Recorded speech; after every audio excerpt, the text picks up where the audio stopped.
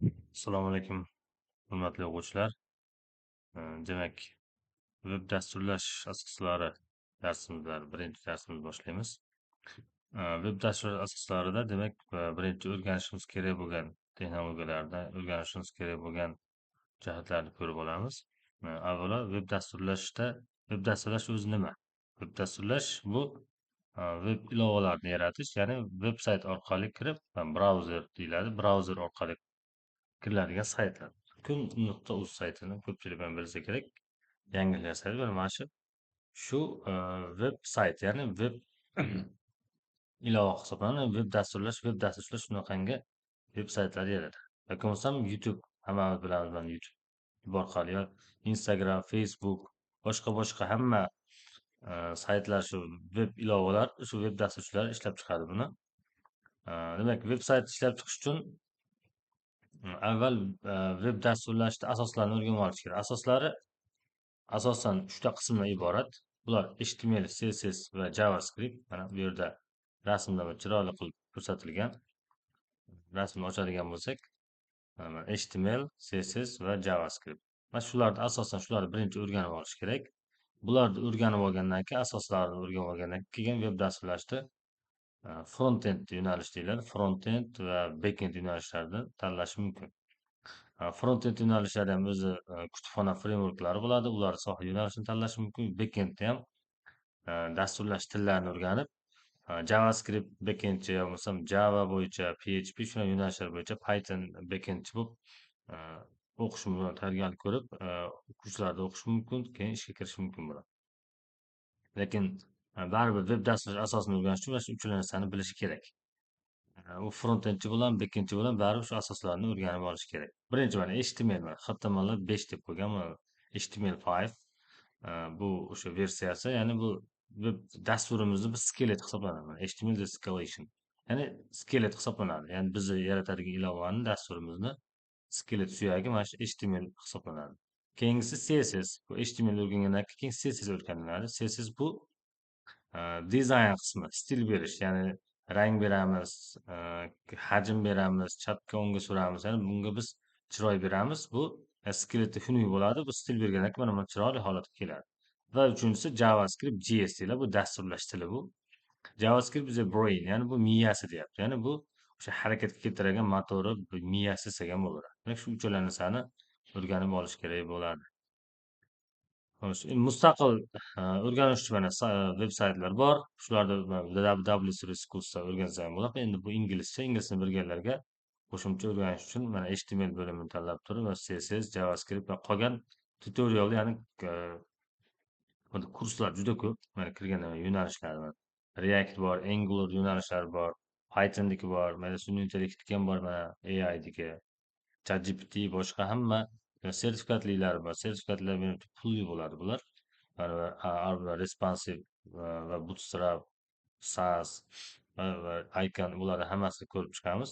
Asosan hozir bu yerda Java frontend yo'nalishi mana React, Vue, Angular, shular asosiy hozir ko'p nimada vakansiyalar ko'p talabgir sohalar hisoblanadi. Backendda ham mana Python backend, PHP backend, Java backend, C, C++, C Sharp, Rust. Bular endi buni Kotlin, bularda haligi Swift'lar, bular Android, ya'ni Android, iOS bo'yicha mobil qurilmalar yaratish ishlatiladigan dasturlash tillari. Shundan ham o'rganib olsa bo'ladi. Endi bu yerdan qo'shimcha sifatida ma'lumot olish mumkin. Ingliz tilini bilganlarga juda yaxshi sayt. Endi dasturlashni o'rganish uchun avvalambor biz dasturlash muhitini sozlab olishimiz kerak. Birinchi bizga kerak bo'ladigan narsa bu brauzer. Albatta, kompyuteringizda brauzer bo'lishi kerak. Ya'ni brauzer deganda mana ko'pchilik biladi, mana rasmlar turibdi. Juda ko'p brauzerlar turlari. Endi biz eng ommabop, eng ko'pchilik foydalanadigan brauzerlarda mana 5 ta turibdi. Mana Safari, ya'ni MacBooklar, MacOS, iOSlar uchun. Firefox mana Mozilla'niki, bu hammasiga tushib ketaveradi. Mana Linuxga ham, MacOSga ham, Windowsga ham va Chrome. Mana ko'pchilik buni biladi. Chrome deydi. Chrome, Google, macOS hammasiga qo'llab-quvvatlanadi va Edge, Microsoft Edge, Windowsga, macOSga ham tushadi va Opera software. Endi ko'p foydalanilgani mana Chrome, Google brauzeri hisoblanadi va macOSlar Safari ishlatadi. Yani brauzer shu brauzerlardan bo'lishi kerak. Kompyuter o'rnatilgan bo'ladi o'zi. Shulardan biridan foydalanamiz va undan keyin bizga kerak bo'ladigan kod muharriri, ya'ni kod yozadigan joy. Biz kodimizni Excel'da yo bo'lmasa Word'da yozmaymiz. Biz kodimizda o'zi maxsus dasturlar bor. Shularda yozamiz. Mana kod muharrirlarini mana ro'yxati turib, rasmlar bilan chiqarib bergan.